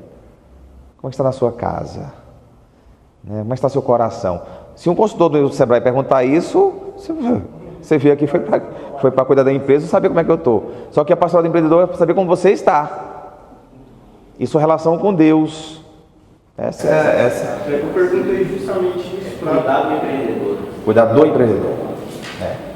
Assim, meio que já tinha sido passado para a gente, eu queria ouvir, mas também para fazer o gancho para uma outra pergunta, que é: como a gente, aqui, como líderes, como estamos sendo formados aqui nessa formação, para liderar esse movimento, né, que vai levar Deus para os corações dos empreendedores, né? Como a gente pode conseguir atrair esse pessoal e mudar talvez a visão deles em relação a isso, porque até a gente conversou muito sobre isso, eu e o Marcelo, que a gente vê muito que as pessoas, os empreendedores, eles passam pela pastoral com o intuito de alavancar suas empresas, crescer como empresas e vão embora. Como que a gente consegue, assim, na sua visão, como que a gente pode trabalhar esse espiritual de forma a não também deixar com que eles pensem: a parte da minha empresa não é importante, né? Para que eles entendam que assim, é importante a parte espiritual, mas a gente não esquece que você tem outras obrigações, que você tem obrigações. Boa questão. Primeira coisa, tem que ter a pastoral, cada paróquia tem que ter seu grupo definido, os membros do núcleo, que a gente chama até de pastores, aqueles que pastoreiam. Esse grupo ele tem que estar oferecendo atividades para evangelizar o empresário, o empreendedor. Dentro dessas atividades, não tem problema nenhum de ter, por exemplo, palestras que ajude a pessoa a tocar a sua empresa. De você ter alguém do Sebrae que venha e fala alguma coisa da empresa, não tem problema nenhum, pode ter. E é óbvio que eu vou aproveitar essas pessoas e vou fazer uma bonita oração inicial. Vamos começar com oração, vamos falar da missa, vamos falar dos encontros, vamos fechar com o momento de talvez apagar as luzes, fazer um momento de espiritualidade para que chegue no coração dele. Porque não dá para separar um empreendedor da empresa. A empresa é a extensão dele. Tanto que eu falo: o empreendedor melhor, uma empresa melhor. Essa é uma frase minha. Um empreendedor melhor, a empresa melhor. Então a gente quer um empreendedor melhor para tocar bem a sua empresa. Então a gente não deixa a empresa. Agora, sem perder o foco da pessoa que está ali. Então sempre, mesmo que você faça um evento para falar da empresa, de como conduzir a contabilidade da empresa, de como ser assertivo na comunicação com os colaboradores, pode ser um tema interessantíssimo, né? Mas eu acolho com oração final. Cuidado aí. Perdão.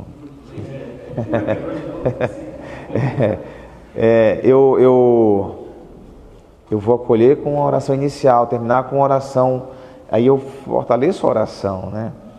Mas nós estamos aqui para pastorear, que está criando palestras, momentos, retiros, como aqui se faz. Mas, de fato, a gente não pode deixar de olhar para a empresa do cara, não. Porque eu vejo assim que hoje a maioria dos empresários, eu falo porque os meus amigos que são empresários, que são de outras paróquias, às vezes participam daquela forma que o senhor falou. Vai na missa ao domingo, sai vamos dizer assim, da armadura de cristão e vai para a armadura de empresário, né? Para entrar para dentro da igreja. Então, eu sempre fiquei nisso. A gente convida, às vezes fala, tem um evento pastoral. O pessoal fala, não, eu vou ver se eu consigo, não sei o quê. Porque muitas vezes ele fala, cara, não consegui enxergar ainda o que é que vai me atrair ali, entendeu? Então, eu vejo como um gancho, possibilidade de gancho para a gente trazer esse empreendedor através do interesse por um tema empresarial. Sim, e ali dentro a gente transformar. Claro. A gente fez muito isso no começo lá em Brasília, ele levava várias pessoas e a gente ia trazendo, sim. Porque assim, você também tem que cuidar dele como um todo, né? Pode. Mas o que eu vejo de falha, assim, eu acho que até ele está entrando no culto para justamente resolver esse problema.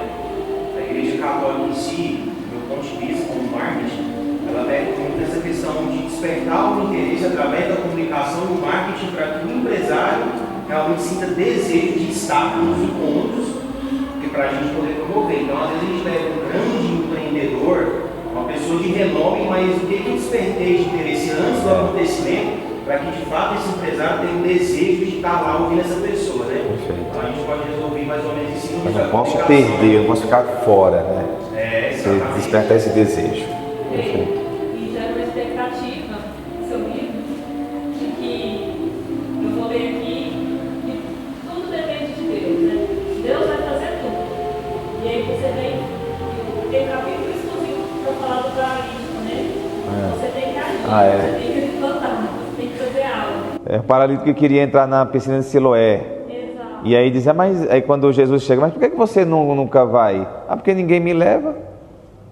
Aí Jesus diz, pega a tua cama, pega e vai. E levanta. E aí a leitura o tempo todo esse equilíbrio. Você tem que ser um empresário e agir como se tudo dependesse de você. Ter atitude, ter proatividade. Mas ao mesmo tempo você depende inteiramente de Deus. É esse equilíbrio aí. É um grande. Eu quero deixar uma dica que eu uso muito, porque assim, eu creio fielmente que Deus guia, o Espírito Santo está guiando, mas nós agimos. Ele guia na direção a ser tomada. Inclusive no livro eu falo de leis, no penúltimo capítulo eu falo das leis divinas também. Existem leis. Então, Deus age por meio de leis e Deus guia. O que eu faço de manhã, todo dia de manhã? Eu invoco o Espírito Santo. Eu digo, vinde Espírito Santo. Vinde Espírito Santo, umas 15 vezes, vinde Espírito Santo, vinde Espírito Santo, eu fico repetindo, e aí eu vou tomando consciência que o Espírito Santo naquele dia, é Ele que vai me conduzir, que vai me ajudar a tomar direção, e eu creio nisso, e aí eu quero acertar o maior número de escolhas, a gente está aqui para acertar mais, e eu creio que quem me faz acertar mais é o Espírito Santo. É quando eu me coloco ali, mas quem age sou eu, quem toma as decisões sou eu. Sempre eu vou tomar as decisões. Mas para tomar decisão sempre dá 2 ou 3 opções. Qual decisão eu vou tomar? E para mim o Espírito Santo é que ilumina esse momento de tomar a decisão. Deus agindo ali na minha vida. Por que o Espírito Santo faz melhor do que eu? Aí eu uso o exemplo do GPS, né? Acho que no livro eu falo do exemplo do GPS também, não sei. Eu sempre falo nas minhas palestras. Por que o GPS te conduz numa cidade? Por que o GPS te tira de um trânsito congestionado, te faz um desvio? Por quê? Porque o GPS vê de cima, vê a cidade toda. Vê todo o mapa da cidade, imagina. E você só vê a rua onde você está. Na vida é assim. Na vida você só vê de forma míope, de forma parcial. Você não vê toda a rede de relações e conexões que estão em volta da sua vida. Você não vê. E o Espírito Santo, como um GPS, vê tudo. Vê tudo.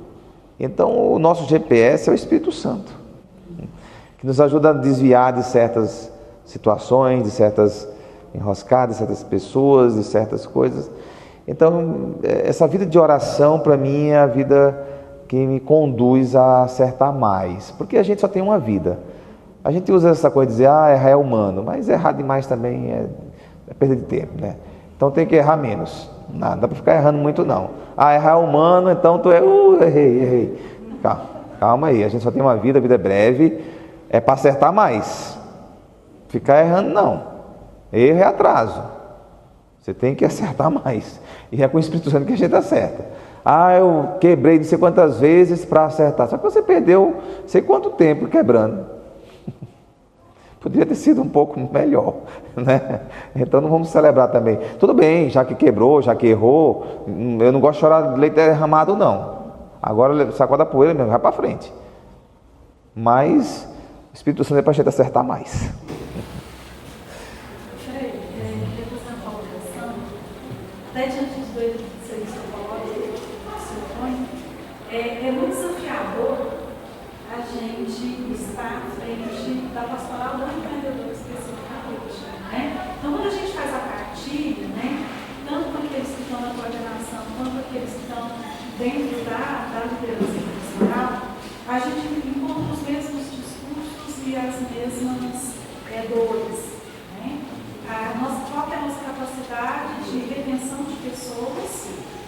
E eu pergunto se tem essa capacidade, se precisa ter uma capacidade de retenção. Boa pergunta, se precisa reter pessoas. Não é? Porque eu acho que, na minha visão, acredito que não, mas enfim. Você está tocando corações. Não é? Exato. E o que a nossa intenção, né? Eu sempre gosto, uma vez eu fui questionada qual que é a minha intencionalidade diante das coisas, eu gosto sempre de colocar claro a intenção, né?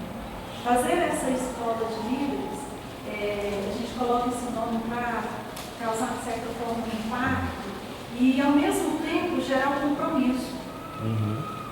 Porque quando o senhor diz que liderar é relacionar-se, eu ouvi a gente conversando, porque, Marcelo, vamos começar por aqui, porque se a gente não cria um relacionamento entre nós mesmos, se a gente não faz parte da vida do outro, se a gente não se encontra, isso não vai funcionar.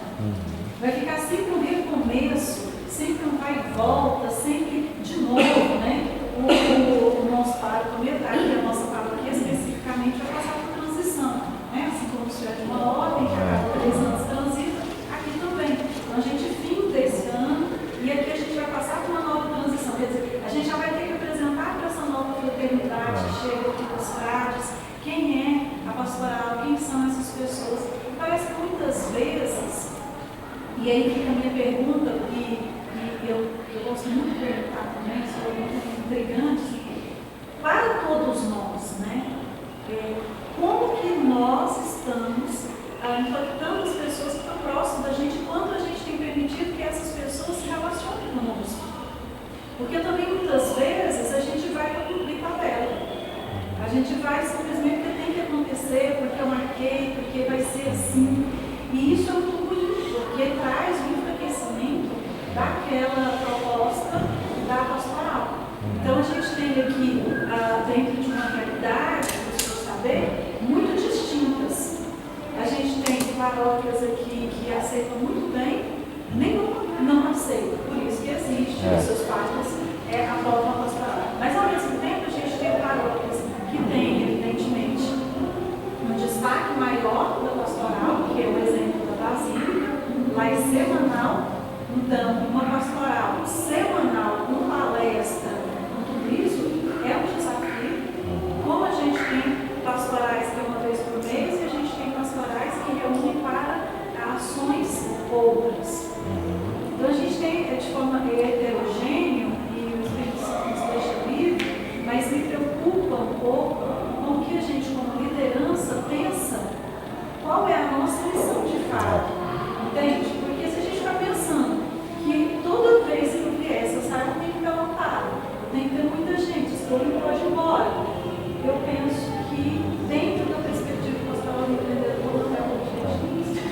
Quando começamos a pastoral lá em Salvador, nós tínhamos várias ações. Então, éramos mais ou menos 12 a 15 membros o núcleo, né? E a nossa missa com empreendedores tinha 600 pessoas, era a igreja lotada, a igreja transbordando na missa com empreendedores que eu celebrava. Pronto, aquilo ali era a pastoral do empreendedor. E eu tenho pessoas que até hoje me encontram e dizem como aquelas missas me ajudaram. Ontem mesmo eu estava em Salvador ontem. E veio um rapaz e disse, a pastoral, o senhor, as missas do empreendedor me trouxeram de volta para a igreja. Ele é dono de uma fábrica de cosméticos. Me trouxe para a igreja. Pronto, é isso a pastoral do empreendedor. Me trouxe para a igreja. E eu estou na missa, eu vivo na igreja agora, graças à pastoral do empreendedor. Que ele veio atraído para a missa com empreendedores. E aí ali ficou, e estava lá, depois de 10 anos, imagina, tem 10 anos que eu saí de Salvador. E eu reencontrar essa pessoa e me dizer isso, para mim é maravilhoso. E eu sinto que a pastoral do empreendedor, com seu equilíbrio, com sua seriedade, ela é fundamental no Brasil de hoje. Porque as pessoas banalizaram ser empreendedor, banalizaram esse negócio de coach. As pessoas estão vendendo sonhos impossíveis. As pessoas estão vendendo coisas irrealizáveis. Elas vendem, pagam e cobram caro por vender sonhos absurdos que ninguém vai conseguir. A pastoral do empreendedor é pé no chão. Nós queremos que as pessoas prosperem dentro da verdade, dentro de uma busca leal, mas não vendendo sonhos e coisas que existem por aí. Então, eu quero muito que a pastoral do empreendedor cresça, porque vai ser o porto seguro do empreendedor, sem ser lesado nesses grupos que se pagam 4, 5 mil para você fazer parte de um grupo, de um grupo de WhatsApp, de uma mentoria, de não sei o quê, que muitas desses grupos de coaches que tem por aí são seitas.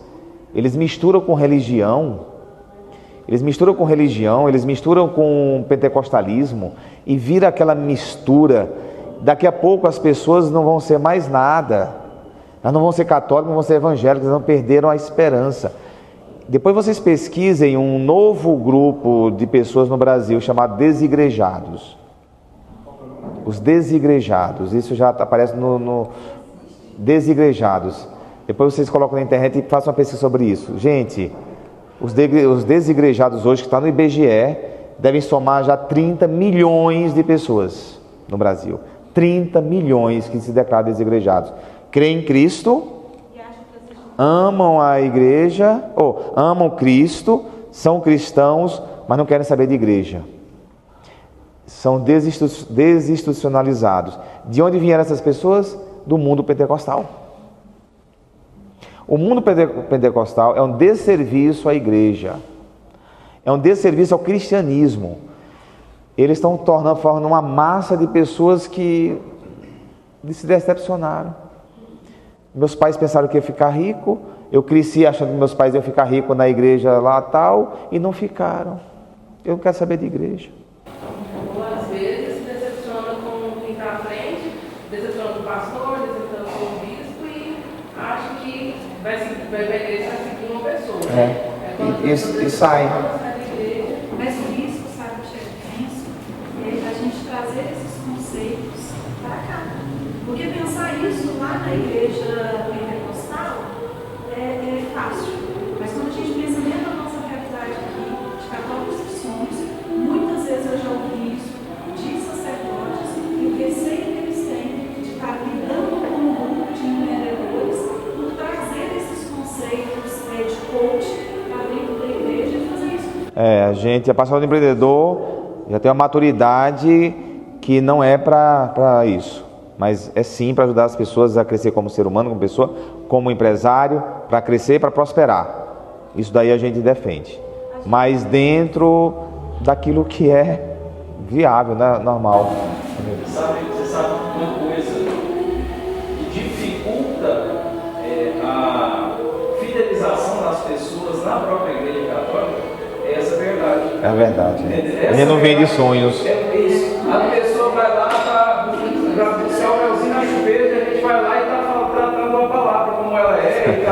coisas com relação e Perfeito. decepciona a pessoa semana que vem, não gostei muito disso não. Ó, o pastor lá é assim, o pentecostal lá é assim, Perfeito. a igreja é preta, tem luz, sabia a gente não posso fazer o que quer, né? Pessoas que elas acham que é melhor para elas, mas Deus que sabe o que é melhor. E amam ser enganadas. A verdade é essa. Gostam de ser enganadas. E Nós falamos sobre prosperidade, alguém falou a palavra prosperidade, né? Eu até citei o que o senhor tinha falado no encontro, nós falamos que prosperar nada tem a ver com prosperidade. Prosperidade, eu já, é a verdade como você está falando, já tivemos uma quebra mesmo na. É assim, só uma estatística, assim, por exemplo, nosso grupo de WhatsApp, nós estamos desde 2018, né? 2018. Nosso grupo de WhatsApp é ativo, temos 400 pessoas no WhatsApp, 401, 402 pessoas. Parabéns. Mas aí quantas pessoas vão ao encontro? 15? Não, é até desproporcional, sabe? Assim, a gente fica até impressionado. A gente fica em paz em relação a isso, sabe? Porque são as pessoas que verdadeiramente estão buscando. É claro que a gente sabe que muitas pessoas têm sua dificuldade, não conseguem naquele horário, tudo bem, sabe? Mas enfim, a gente vê que é uma pequena parcela que. Mas o cristianismo é isso, né? Exatamente. O cristianismo é isso. O importante é a gente multiplicar as células. E dá para fazer eventos grandes. Eu gosto de todos os formatos de pastoral empreendedor. Esse formato também desse evento do padre Marcos Rogério é um formato interessante também. É um evento grande, ele consegue atrair muitas pessoas com nomes lá interessantes, né, que vêm. E aí o que eu achei interessante nesse encontro, já acho que é o segundo ou terceiro que eu participo, eu entrei, dei meu recado, é importante, as pessoas começaram a ver, saber, e ele entra no meio, entre uma palestra e outra, o padre Marcos Rogério, ele entra fazendo orações, cantando, bonito, achei que é uma grande oportunidade de evangelização, de tocar corações, e ali tem não sei quantas, umas 1000 e poucas pessoas, não sei quantas, né? E ele entrava todo intervalo ele estava lá, cantando, né, fazendo uma oração, fecha os olhos, não sei o quê. Bonito, entendeu? 2000 pessoas tem ali naquele negócio, né? Eu vi a multidão, né, o Edson. A gente teve uma experiência interessante, vamos abordar uma vez o nosso padre, né? Eu queria saber o que vocês fizeram. Na missa, terminou a missa, eu queria saber o que vocês fizeram com uma determinada pessoa. Ele é um empreendedor, a gente levamos o padre para fazer uma oração, a gente faz a oração nas empresas, né? Temos muitas pastorais que fazem isso, a São Judas e aqui a São Francisco, e ele foi. Na hora que ele estava indo nessa empresa, ele passou na porta de outra, ele se apaixonou ele. Ele falou assim, o senhor pode vir aqui casar na minha empresa também? Eu falei, posso. Aí ele foi casar nessa empresa. A partir dali começa-se um relacionamento dessa pessoa. E esse empresário estava num momento muito difícil, ele estava pensando em tirar a própria vida, né? E a gente começou a fazer um pastoreio. Ele não tinha força para ir. Então quem íamos eram nós. A gente chama isso de pastoral de saída. Então foi eu, o Marcelo, o Murilo, né? E a Érica. E a gente foi pastorear ele. E fomos criando um mecanismo de estrutura para pastorear. Ele tomou decisões tão importantes na vida dele, que o casamento já estava terminando por conta do negócio, por conta da empresa. Ele tomou decisões tão importantes, enfim, resgatou o casamento, ele mudou completamente o negócio dele e ele frequenta as missas com a família aqui. Dentro da reunião, se você chamar ele para vir numa reunião da pastoral, ele não vem. Mas ele foi pastoreado. Então, isso é pastoral do empreendedor. É você pastorear empreendedores, porque empreendedores, evangelizando empreendedores, sabe a linguagem, sabe as dores, entende, compreende. Então acho que é isso. Acho que já tenho que até já finalizar, porque eu ainda vou num evento, chegar em Jataí, eu tenho que chegar para um evento ainda lá às 9 da noite. Então eu vou pegar a estrada ainda. Gente, parabéns, Marcelo, Betieri, parabéns. Parabéns vocês pela iniciativa. Acho que é a primeira escola de líderes da Pastoral do Empreendedor aqui no Brasil. Acho que é um modelo. Escreva um pouquinho os temas para se tornar um modelo replicável. Pensemos nisso, pense nas outras pastorais. Já foi dito lá em Salvador, o pessoal ficou interessado, a gente quer saber mais. Nasceu até a ideia de ter uma escola nacional também. Então, olha só, o que vocês fazem impacta e inspira. Então, parabéns mesmo, fico muito feliz. E espero que a gente possa... Eu estou aqui no Goiás, eu estou no Centro-Oeste. Nós estamos com uma meta, né? Nós estamos com uma meta de quantas pastorais por ano? Ano que vem a gente tem que criar 9 pastorais. Foi 8. Ano que vem a gente tem que criar 8 pastorais de Brasília até o Mato Grosso. Tá? Tudo é 8. Então, assim, é isso. E tem lá também, já está aí, já tem uma que está garantida, né? Já está aí, que eu vou fundar. Rio Verde já teve pastoral do empreendedor, foi logo no começo Rio Verde. E Mineiros. Então, Rio Verde já está aí, Mineiros já são 3, já está engatilhada para começar. Então, acho que 8 para o ano que vem já.